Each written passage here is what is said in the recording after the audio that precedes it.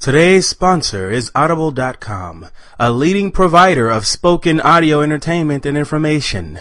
Listen to audiobooks whenever and wherever you want. Get a free book when you sign up for a 30-day free trial at audibletrial.com/odacastradio. That's audibletrial.com/odacastradio. Project Zion Studios presents The Bard and the Biwa.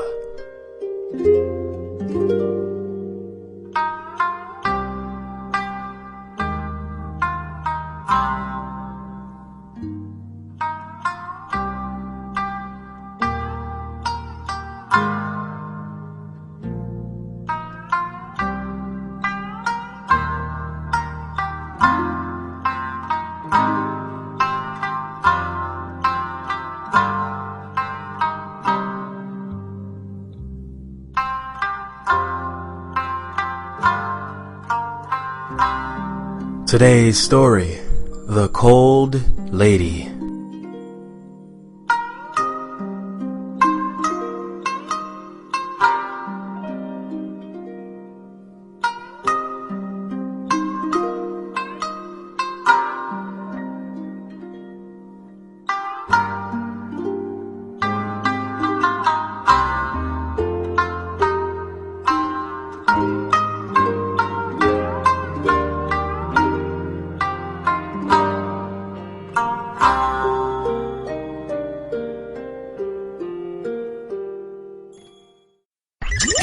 You're listening to the Otacast Radio Network. The very best in online radio. Log in, kick back, and turn us up. Otacast Radio. We supply your anime fix. Hi, this is Kyle Lieber, the voice of Ryu from Street Fighter 4, Aizen on Bleach, the narrator on Dragon Ball Z, Kiba on Naruto, and a whole lot of other things too. You're listening to Otacast Radio, baby.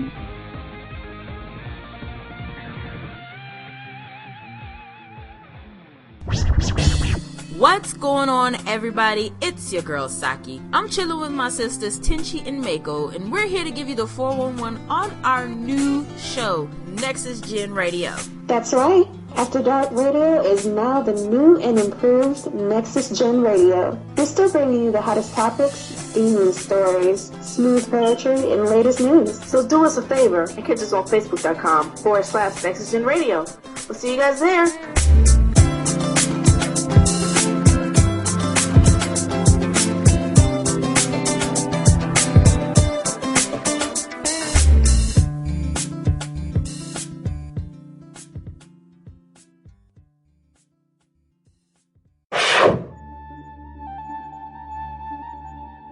The sun had begun to set.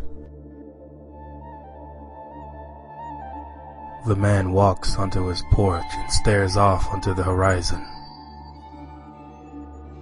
There is a cool, comforting breeze.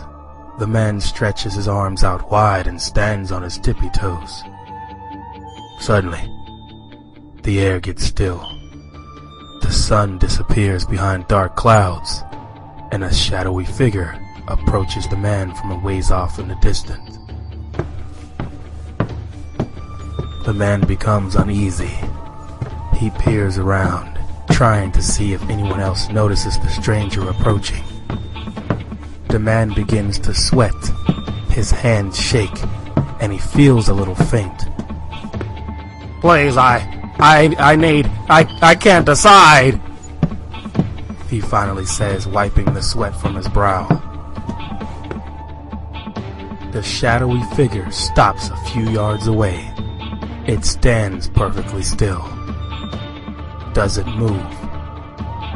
If you can't decide, you should listen to Screen Visions Radio. Huh?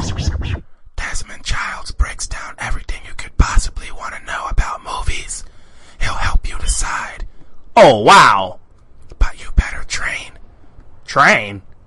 He mostly reviews Asian films and has marathons and such, so practice your kung fu. You may need it. Screen Vision's Movie Blog Podcast is a show about my journey through the world of Asian cinema. I sometimes dabble in other films, but I always cover what's going on in Hollywood, Bollywood, or wherever the latest stories are breaking. So do yourself a favor and tune in. I'll be waiting. Then we can decide on what movie you want to watch. Screen Visions Radio, a proud member of the Oticast Radio Network.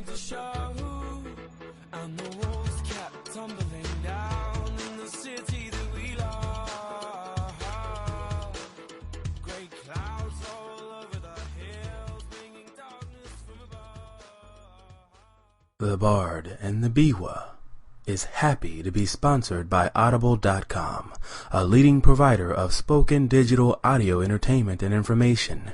They have over 150,000 titles to choose from, and you can listen to them on any device, including whatever you're hearing us on right now. And if you sign up at our URL, which is audibletrial.com/Oticastradio, you get one free audiobook and a 1-month trial of the service. Books such as Coyote and Native American Folk Tales by Joe Hayes, and Tales of Folk and Fairies by Catherine Frail. Find these and more at audible.com. So go now, audibletrial.com/Oticastradio. That's audibletrial.com/Oticastradio. Thank you for supporting the Bard and the Biwa. And now, back to our show.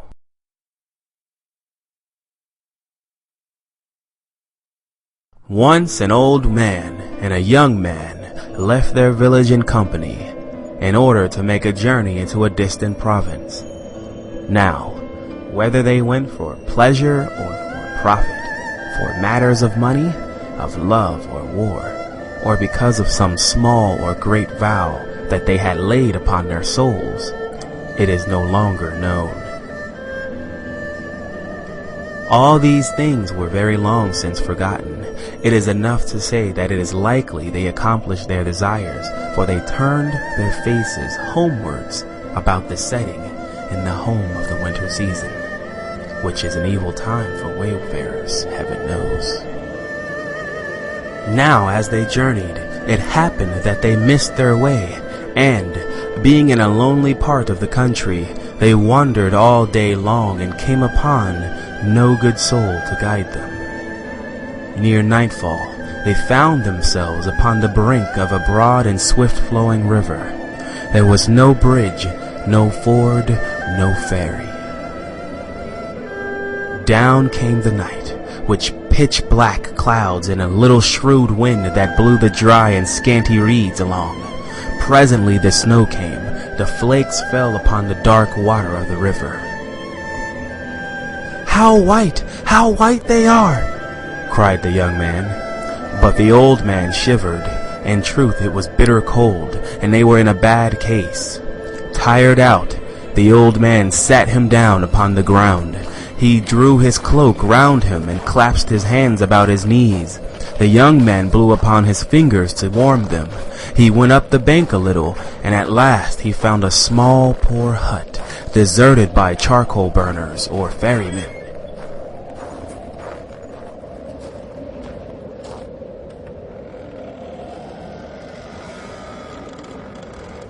"Bad it is at best," said the young man. "Yet the gods be praised for any shelter on such a night." So he carried his companion to the hut. They had no food and no fire, but there was a bundle of dried leaves in the corner. Here they lay down and covered themselves with their straw raincoats, and in spite of the cold, they soon fell asleep.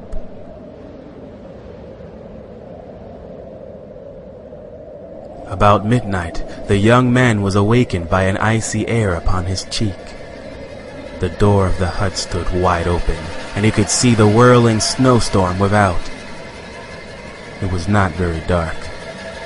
"A pest upon the wind," said the young man.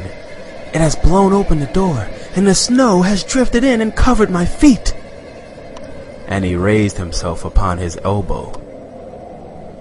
Then he saw that there was a woman in the hut.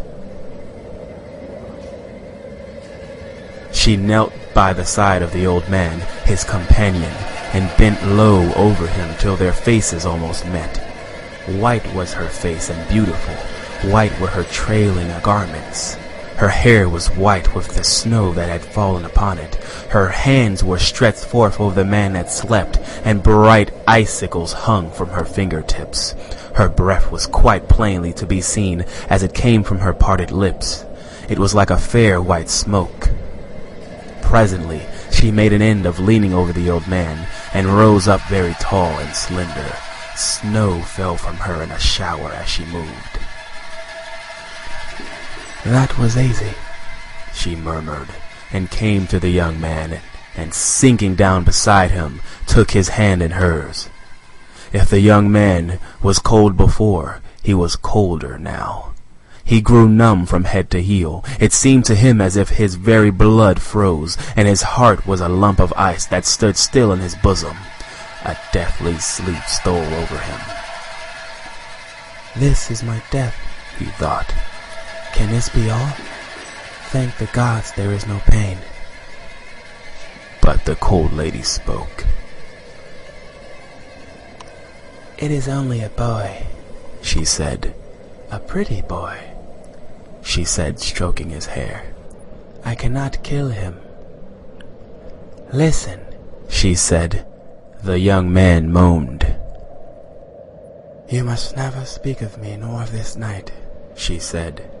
"Not to father, nor mother, nor sister, nor brother, nor to betrothed maid, nor to wedded wife, nor to boy child, nor to girl child, nor to sun, nor moon, nor water, fire, wind, rain, snow. Now swear it."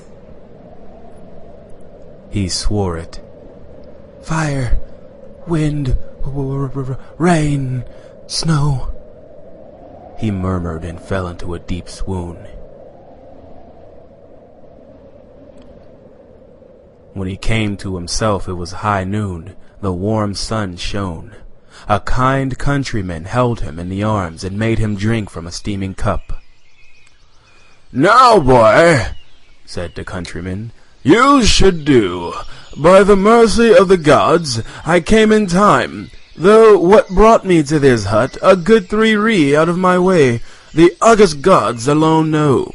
So you may thank them and your wondrous youth. As for the good old man, your companion, it is a different matter. He is past help.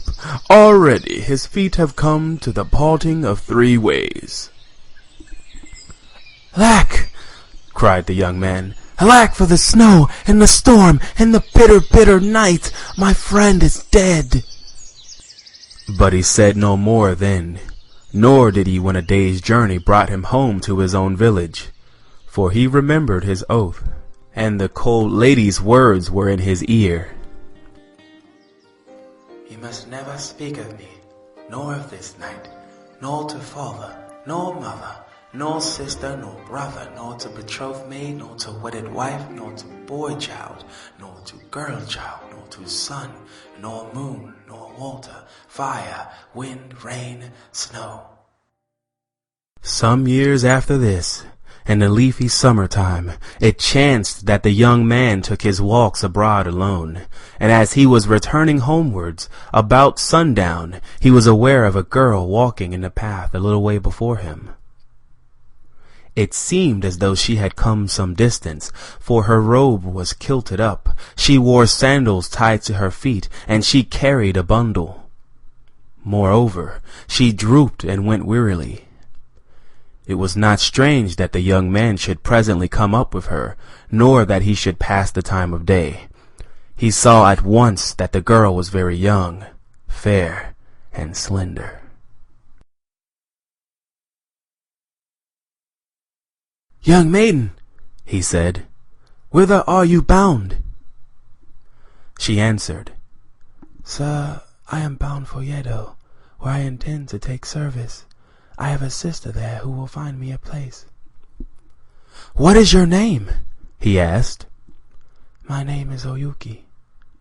"Oyuki," said the young man, "you look very pale." "Alas, sir," she murmured, "I faint with the heat of this summer day. and as she stood in the path, her slender body swayed, and she slid to his feet in a swoon. "All the same," he said to himself, "these summer days turn chilly about sundown, or so it seems to me." When Oyuki was recovered of her swoon, she thanked the young man and his mother sweetly for their kindness, and as she had little strength to continue her journey, she passed the night in their house.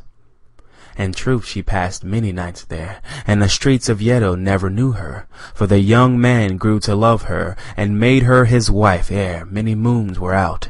Daily she became more beautiful, fair she was, and white.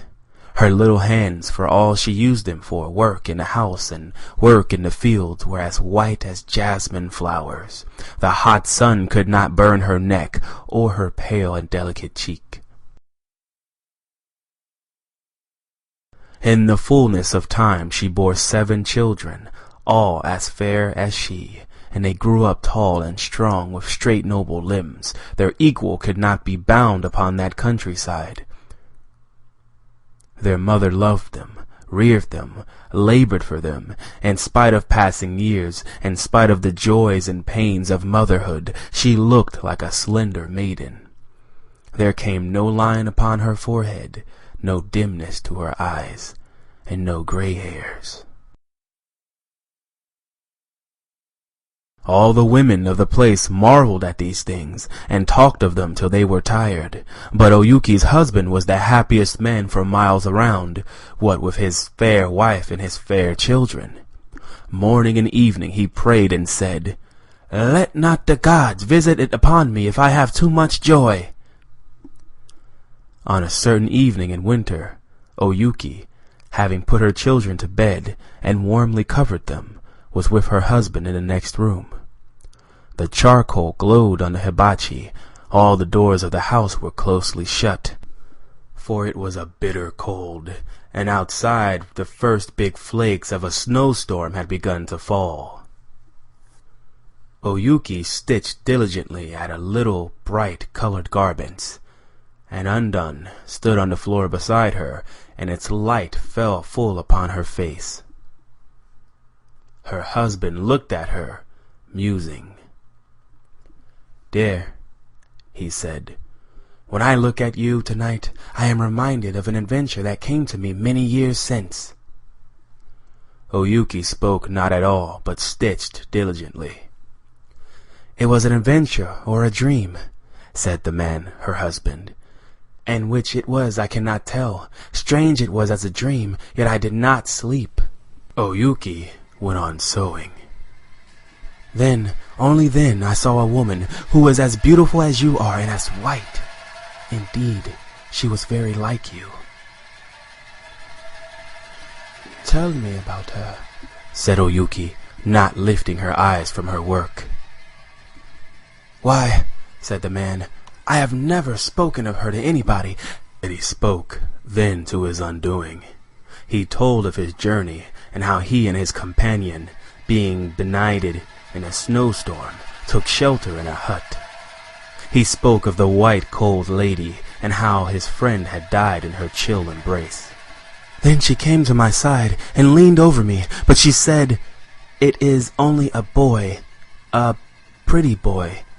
I cannot kill him.' Gods, how cold she was, how cold. Afterwards she made me swear. Before she left me, she made me swear. 'You must never speak of me, nor of this night,' Oyuki said. 'Not to father, nor mother, nor brother, nor sister, nor to betrothed maid, nor to wedded wife, nor to boy child, nor to girl child, nor to the sun, moon, water, fire, wind, rain, or snow. All this you swore to me, my husband, even to me, and after all these years you have broken your oath. Unkind, unfaithful, and untrue.' She folded her work together and laid it aside. Then she went to where the children were and bent her face over each in turn. The eldest murmured, 'Cold, cold.' So She drew the quilt up over his shoulder. The youngest cried, "Mother," and threw out his arms. She said, "I have grown too cold to weep any more."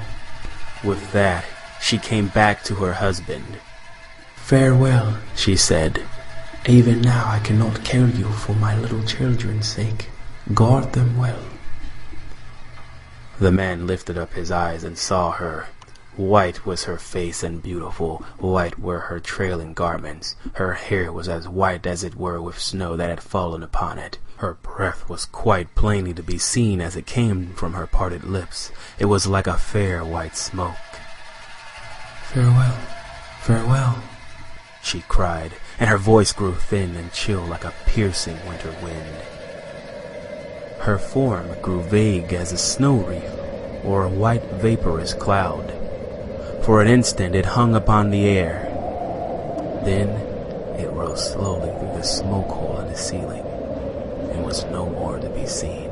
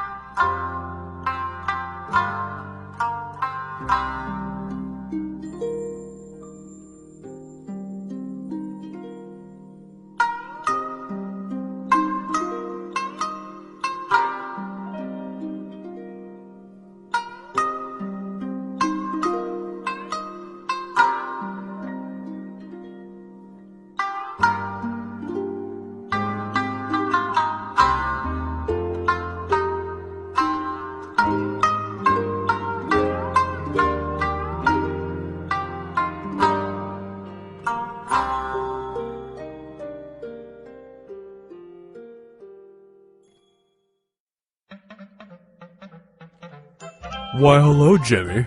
Why the long face? Well, Mr. Johnny Balsa, sir, I'm a little sad because I need more radio drama in my life. Huh? That's so. Let me ask you something, Jimbo. Do you like starships? Well, yeah, they're cool. What about space mercenaries? Oh, yeah, I love those guys. Do you love space battles in galactic space? Oh my god, yes, I love it! Do you like blasting off into space, Jimmy? Oh my god, yes! Yes, please, I want to blast off! Yeah. Jimmy, are you ready to join Team Star Fox in space? Oh my goodness, Mr. Balsa, yes! I want to join the Star Fox team and blast off into galactic war space! Then tune in to Project Zion's G Diffuser 01. Brought to you by Outcast Radio. This is Mikuro and Kuro from Homemade Kazoku. And you're listening to... Oh. And you're listening to Otacast Radio. Otacast Radio. Sorry. Let's go again. Take two. This is Mikuro and Kuro from Homemade Kazoku. And you're listening to Otacast Radio.